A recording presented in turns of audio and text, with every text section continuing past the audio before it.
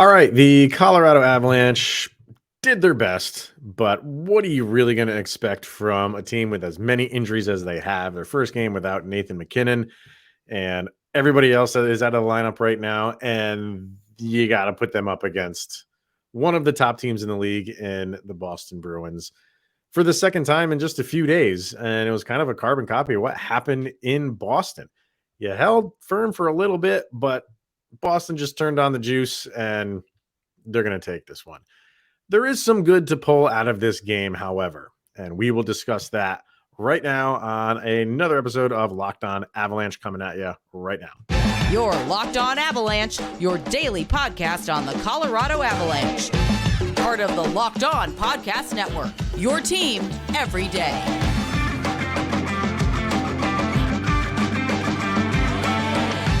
All right, everybody, welcome into another episode of the Locked On Avalanche podcast. We are part of the Locked On Podcast Network, your team every day. You can follow us on our social media outlets, LOPN_Avalanche on Twitter, Locked On Avalanche on Instagram. Questions, comments, concerns, and opinions, lockedonavalanche@gmail.com.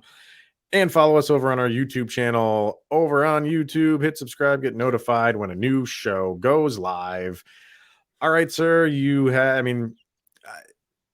I don't know what people really expected from this one. I think maybe what they did expect is kind of what you got. I mean, the Avalanche hung around for a little while, but I don't think anybody after that first period when it was 0-0 was thinking, oh, maybe there's a outside shot.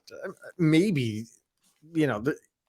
if Boston just completely implodes, and that didn't happen. So the Avalanche lose it 4-0. They gave it the old college try. I mean, you had these lines were just, you're almost like just throwing darts, and we're just like, all right, we'll make these lines for tonight. But they put up a fight. They put up an effort. They just didn't roll over and die. And for that, I will continue to give them credit. But at least I think it just, maybe there's some Avalanche fans out there thinking like, oh, this is going to be a nightmare of a month.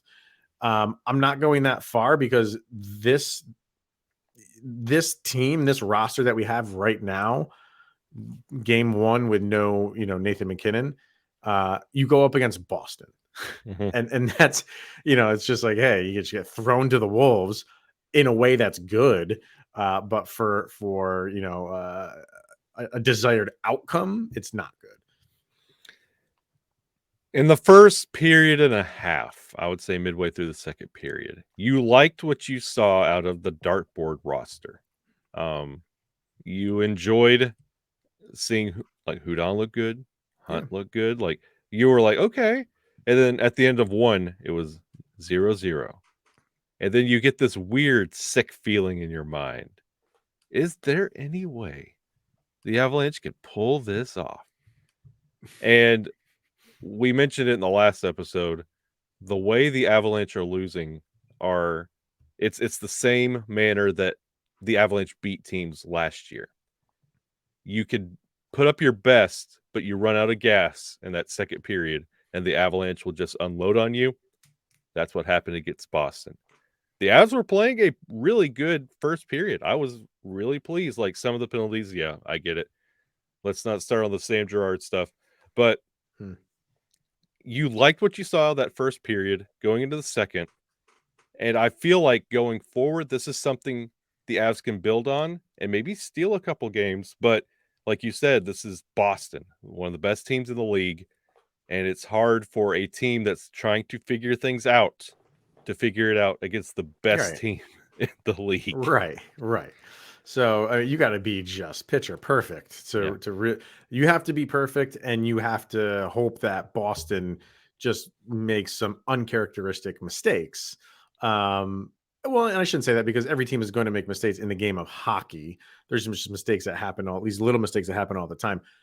You just needed to exploit those, and it's tough to do that. And Boston showed you. They exploit the Avalanche mistakes. It's just they're just teams on two different sides right now because of their rosters, right? I wasn't there when how you said, after the first period, you're like, maybe there's something. Like I felt good. I felt okay. This is promising. You didn't want to get blown out in the first period. You know what I mean? You didn't want the final score 4-0 to be what it was at the end of the first period. Yeah. You know what I mean? So yeah, you felt good. Like, okay, we're hanging with this team. We're getting some good looks. We're getting some good shots. But you could just see that again, like the Avalanche are going to struggle to score. Against a team like Boston, maybe you have a goalie who's just playing out of his mind right now, who nobody really expected him to do that. And when you play, we talked about this the other day, when you play those like lower level teams, you'll probably get a couple of those goals. When even the mid-level teams, you might get a couple of those goals.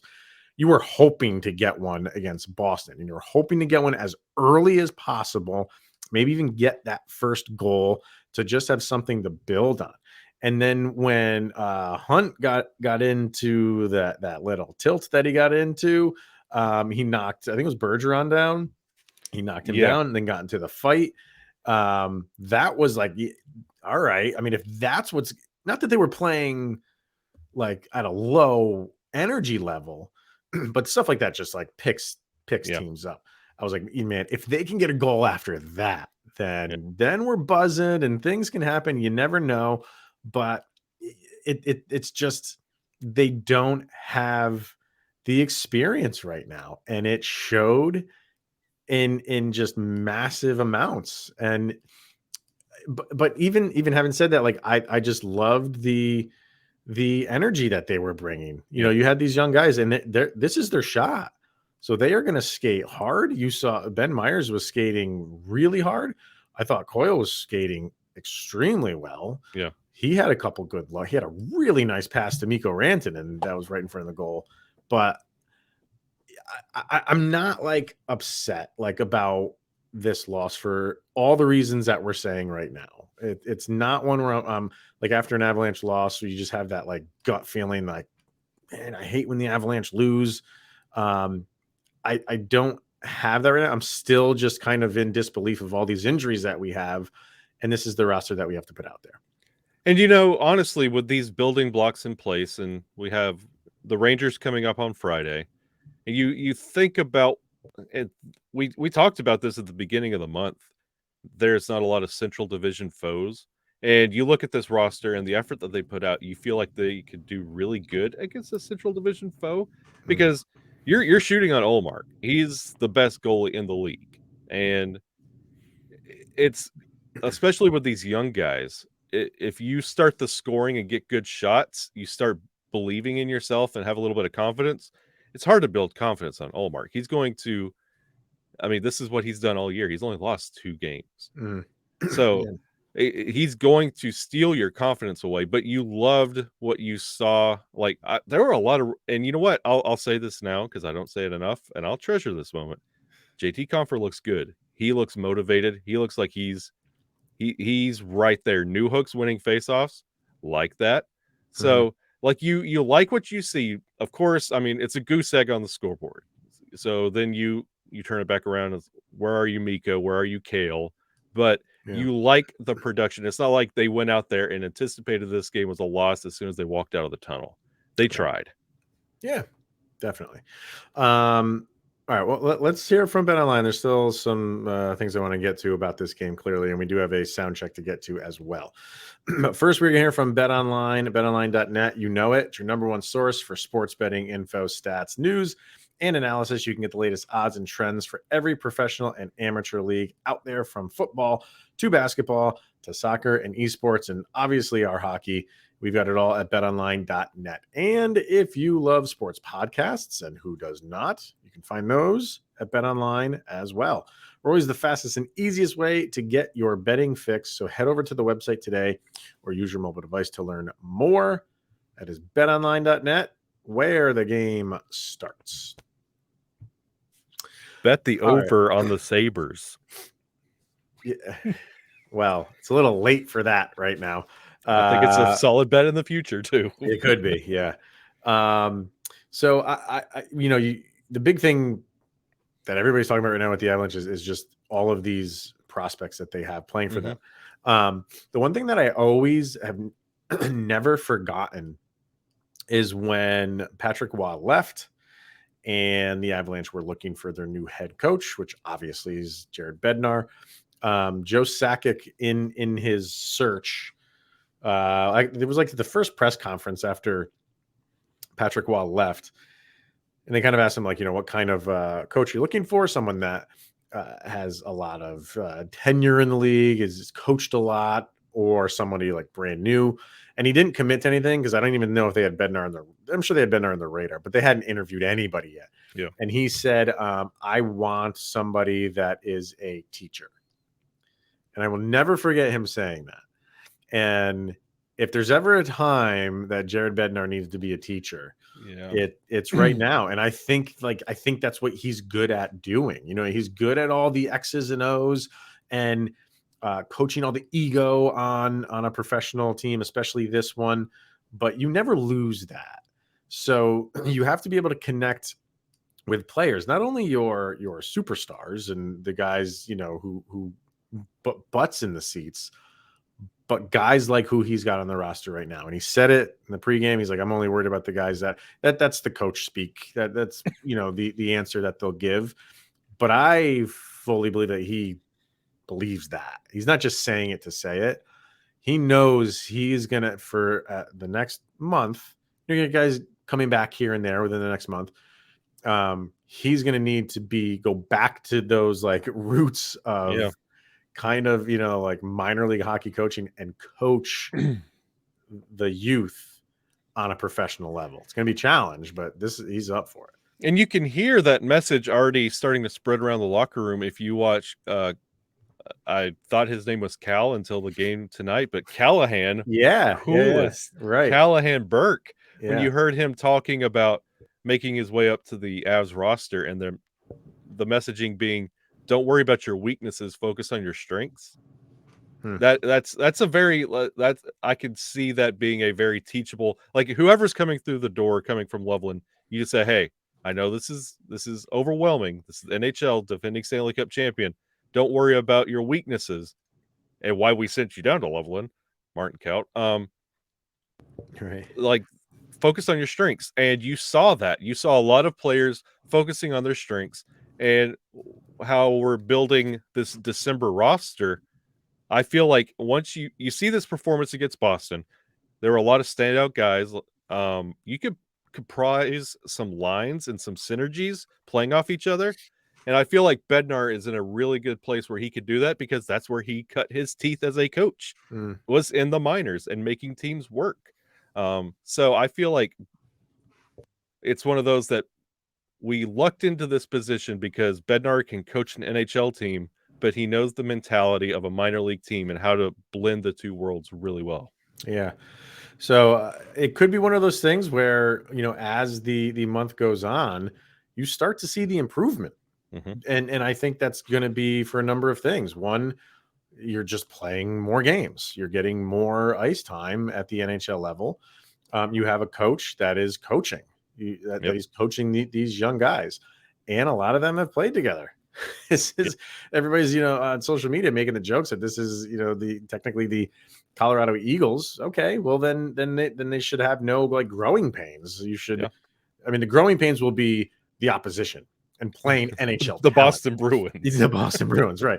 The growing pains shouldn't be with each other. Yeah, you'll have that, when you're playing with Mikko Rantanen. I mean, God, what was that top line? It was, I think it was Rantanen. Cogliano. It was Cogliano and was it LOC? Let me. Oh, nah, you can look. It doesn't matter, but it wasn't LOC. It was another somebody.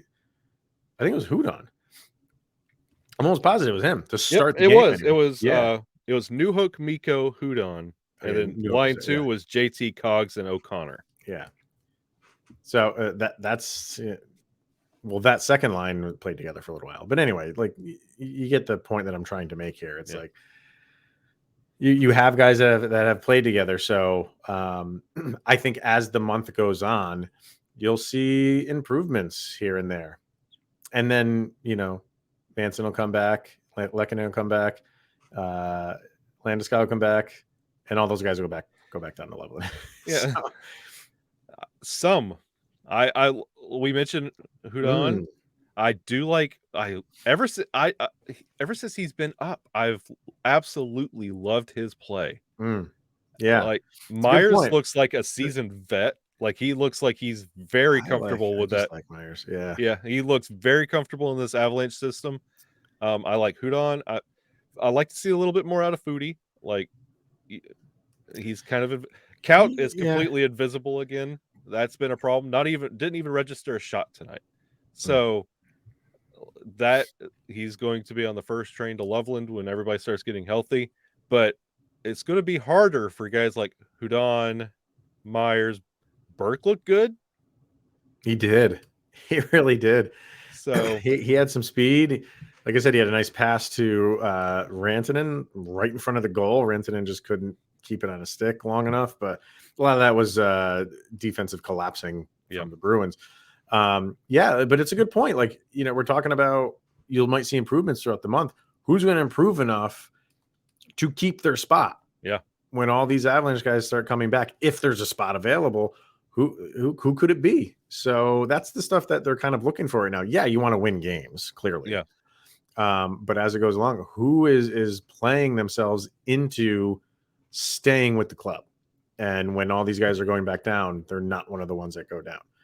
So we'll see that. When everybody comes back, you're solidifying the fourth line at this point with all those that sold out for this period of time. Yeah. Yeah. You mentioned Myers. I do. I like his game. He's kind of like a smooth operator out there. He had that one turnover that I'm sure he's going to get ripped for, but Yeah.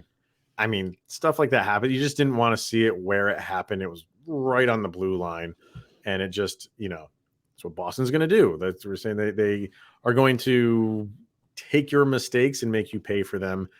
I don't think it was the best of passes, and I think it did come from Sam Girard. It kind of got a little bit into his skates. Like it should have been a little bit better pass, led him a little bit more, but he should have still, collected the puck, and he didn't. And it was a turnover, and then that was another Boston goal. So, that's part of this growing pains thing that we're going through. If you cross your eyes, Ben Myers reminds me of Matt Calvert at times. You think he's as physical as Calvert? He's got that touch of physical, but can make that extra move and that lateral move to create separation. And it was like one or two moves, and like Matty Ice he'd get that breakaway or the shorty. Yeah. The thing that stands out for me with Ben Myers, 72% on his faceoffs. And it's not like he took 4 of them, Yeah, and won 3, which would be 75%. But he took, I think it was like 18 of them, and I think he won 14. I don't know if that percentage is right, but yeah, I think he had 14 faceoff wins, and only 3 or 4 losses. that'll get you a spot on the club. Yeah, you like to see that. Cal Burke had 40%, Miko with 54%. So they were a little bit, actually, they won the faceoff percentage 53% to 47%. I mean, things are turning around for the Avalanche. Here we go. Oh man, if we can get the faceoffs going, who knows what the possibilities are. Yeah. He had 23 shots on goal. Okay. A lot of that was in the first. I think they were, let's see what we got by the period. Yeah, he had 11 in the first. It went down each period. 11 in the first, 7 in the second, and only 5 in the third. So, when you're down and you want to be throwing a ton of pucks on net, they weren't doing that. Yeah. They just ran out of juice. Just ran out of gas. And there was so many times that Avalanche team was pushing so hard to get that goal because it was 2-0 for a while, and you wanted to get at least one, split the difference, work your way back. And once that third one went in, you could feel like the air going out of the balloon. And it's just, yeah, you're right. If you could have kept it 1-0, 2-0 at the most, you get that one freakish or fluky goal. Doesn't matter how it goes in. 2-1. okay, let's just keep pressing. Yep. You're on home ice. Maybe the crowd is into it. Although there was a ton of yellow in the crowd last night, which Yeah, ball. What's going on no, here? well, it's Boston. Boston fans travel. Um, but anything could have been possible, and you just didn't get to that point. So. Yep. All right. Having said all that, we will get to our sound check for the day, and we pick a song after every game that we feel best summarizes the action on the ice. You can go follow this playlist over on Spotify. Just search LOA Sound Check. This is volume number 2. Volume number 1 is obviously still available if you want to follow that one as well. But new season, new volume. Go follow it on Spotify. What do you got for this one, sir? I'm going to read you a passage. Okay. Bodies fill the fields I see. Hungry heroes end. No one to play soldier now. No one to pretend. Running blind through killing fields. Bred to kill them all. Disposable heroes. Metallica. I was gonna say it's got to be a Metallica song. Oh, yeah. I just hear James Hetfield in my head, It was so hard to read that and not sing that, but and no, not go it's at the end of every line. Yep. Yeah. It's honestly like the heroes we built this team on are not here. It's just next man up, back to the front. You gotta you have to get with it, and you feel their absence, but somebody's got to step up. It's next man up mentality. This is just how it is. And where I'm going is kind of in the same realm, and then we'll talk about that. For me, it's a song that was actually written by David Bowie, and he wrote it for another group who apparently was like on the verge of breaking up, and he liked the band and he didn't want them to break up, so he wrote them a song. Initially, he wrote them "Suffragette City," and they didn't want it. They were like, "No, that's not really us." Maybe this band should have broke up. So instead of him just saying like, "Well, screw you guys," he went and recorded "Suffragette City" on his own, and he wrote another song for them. And that band is Mott the Hoople, and the song is "All the Young Dudes." If you know the song when you heard it. Yeah. Okay. It's a great old 70s. You'll know the song when the chorus kicks in. You're like, oh yeah, I remember this song. Okay. And that's what we got right now. We have nothing but young dudes on this roster. So, and first of all, like I said, go follow that playlist, and kind of continuing on what kind of we both are picking here. What do you feel? How do you feel? Like you had to play the Bruins. Yeah. Not ideal for the situation the Avalanche are in. But watching how they performed against them, hanging tight for a little bit, and then Boston, kicks it into high gear. Next game is against the Rangers. Mm-hmm. And we'll talk about them a little bit more tomorrow.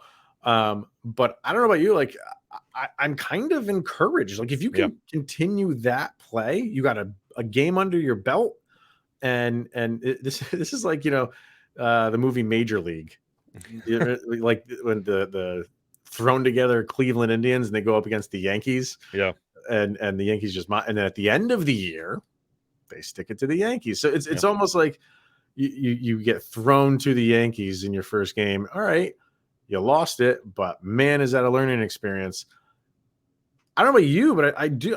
Going into this game against the Rangers, who are not playing like they were last year, I feel better. I'm not going into this like a normal Avalanche team of the past few years. And like, I feel so confident we can win this game, but I feel confident that they can compete. I don't know if they're going to win the game, but I think it could be a good, entertaining game. Yeah, it's basically we are living the plot of D1 the Mighty Ducks. A bunch of young kids barely got their equipment, get trounced by the Hawks, and beat them at the end. After that first period, that's exactly what I was thinking. I kind of looked ahead because I knew the road's going to get bleak through the rest of this game. I was like, this team could hold their own against the Rangers. Like, there's no way. But if you look at this game, 4-0 on the score sheet, there wasn't any bad plays where you're like, oh my God, if that didn't happen, the Avs could have had a chance. Like, it wasn't, you can't boil it down to a head scratching play. Well, the one that I was talking about with Myers, you don't want to see that happen. I thought the way that the Avalanche were playing in the first, and it was 0-0, they were playing very safe, I'll say. Like, they Yes. weren't overcommitting they were playing like sound defense. They were just making sure they were not getting beat. You know what I mean? And you just play that way, and then you can just collect the puck, do a transition, and if something happens, if a Bruin catches his skate wrong and flops or something. And they were just doing that. And they were just not letting anything get behind them, having good transitions, and it didn't materialize. And against a team like Boston, you're probably just going to be spinning your wheels doing that. They're not going to give up anything just because they're such a sound team. But that's kind of what they were doing in the beginning. That's a safe way to approach the game, especially with a bunch of rookies, because if you go out there and you try and have somebody play hero and they get beat, and because every time there was just a little bit of a mess up, Boston 2 passes would make you pay for it. It's in the back of the net every time. Yeah. And that's how go back and look at those goals. Every one of them, it was 1 pass or 2 passes, and it was right around around the blue line, and they'd make you pay for it. So Boston knew that. That's how they were playing. They picked up on it, and they were just kind of waiting for the first mistake or a bad pass or a bad play, bad positioning. And it's something that we kind of take for granted when the team's completely healthy, because Nathan MacKinnon, when he fumbles the puck, which he does a lot, and we kind of forget about it because he'll get on the score sheet, but he'll skate it down, get back ahead. It's one of those things you get forgiven for. The Avs played the way you're supposed to against Boston, so you didn't expose yourself. But this team also can build on this and have a little bit of confidence for, hey, you guys look good at that first period. What did we do wrong here? Let's not repeat that. They could build on it. And they could hold this one pretty close against New York. I think they can. The one thing that has got to, it's weird by me saying this because they're number 1 in the league in the power play, but it's a whole different ball game now with who you have. That's got to change. It's got to improve. I'm concerned, when this is all said and done, is that number 1 unit, power play unit in the league, is that going to be in free fall? Because it just didn't look good. They got nothing going on the play. They just don't have that skill level right now. But again, is that something else that could improve as the month goes on? And when you get guys back, hopefully Nichushkin, who is skating, he comes back, that's a big upgrade to the power play. And the penalty kill you killed Boston's penalty. They're number 2 in the league in the power play. And they went 0 for 3. So that's a plus, obviously. But the just those entries for the power play, just look brutal. Just not as silky smooth as when you have that Makar drop back to MacKinnon or any other way that they want to enter the zone. They can do it because those are your top players. Right now, it's just a hodgepodge of who wants to go do the power play today, and they just go out. So it's got to get better. That's got to get better because you need those against any team. You got to have at least some presence on the power play. And this is one of those that I would implore Avalanche fans, if this is a game that's really got you down, really, really sad, I'm pulling it up right now. Why don't you go tonight, as when you're listening to this, free out some time and go watch the Detroit Red Wings versus Florida Panthers game. It's going to be on ESPN Plus and Hulu tonight. Go ahead and watch that. We are so accustomed to watching our Avalanche and the Avalanche now. Go watch another team and what they're going through. Go watch Ottawa versus Dallas and see how those two teams are sitting right now. And then Friday against the Rangers, look at this team. We're not as bad off as you think. We're just so used. Our eyes are trained when we're watching Avalanche hockey. It's Nathan MacKinnon, Mikko Rantanen, Gabe Landeskog. That's all we know. This core is a little bit of a step down, but go watch these other teams and what they have to struggle through. It's going to put what you're looking at on the ice in perspective. I know we want to say, well, I'm not watching until so-and-so comes back and I'm checking out for a little bit. Sorry, guys, I just can't watch this. Go watch somebody else and then come back and then we'll have a conversation because it's not that bad. Don't say like, yeah, don't be that guy or girl who's like, oh, I'm checking out. I've seen it 4 times already. Oh man, you're seeing it left and right. And it's like, okay, this is for a month. This is for a month. And if all goes well, like, okay, if you're checking out for the month, don't come back in March, in April when this team is back and healthy and hopefully doing things that we all are accustomed to them doing. So, and finally, I did want to mention Georgiev too, because I thought he played well. You know what I mean? Like Boston is going to get good opportunities. Yeah. They're that good of a team. And, it was going to be a lot to ask him to stop all of those opportunities. And I think for the most part, he did. He kept them around. And it's just how we're saying it's a lot to ask this young team and all these young guys to hang with Boston. It's a lot to ask Georgiev to, hey, only let in 1 goal. If you let in 1 goal against one of the best teams and offensive teams in the league, we'll be in it. He did his darndest, but what is true for the position players and forwards is true for Georgiev. I think he gave it his best shot, and I thought he played relatively well. He had some really good saves. Yeah. It's just tough to keep the door shut on this Bruins team when you don't have the offensive capabilities to wear them down on their defensive end. So, but overall, I thought he played well. If Georgiev would have allowed 1 goal, he still would have lost. You could only do so much in that position. Like he could have played completely perfect and they'd still be playing right now. Like you can only ask so much out of your goalie. Yeah, he didn't really get beat in a bad way where you're just like, oh, if we didn't let that one go, no, we would have lost 3-0. Like, offense has to score. He can only do so much, and he kept you in for a period and a half. Yeah. So, I mean, it's there's signs of encouragement there, and that the month of December might not all be just a complete disaster. And I want to get to Friday like so fast so we can get like this taste out of our mouths of all these young guys going up against one of the best teams in the league. It's just the way it is, and it's the hand you're dealt. And we're done with them. No more. Boston. Yeah, you are. Well, until the playoffs when everybody comes back. So, all right. We'll be back tomorrow. We'll discuss the Rangers and maybe some injury updates. Who knows if we have those, but anything's going on in Avalanche land, we will be talking about it tomorrow. So definitely check in for that. But for now, thank you for making this show your first listen of the day. Always appreciated. Make sure to follow us on all our social media outlets. And until tomorrow, he is Mr. Shaggy Von Doom, Kyle Sullivan. I am Chris Maselli. This is the Locked On Avalanche podcast. We'll see you guys tomorrow.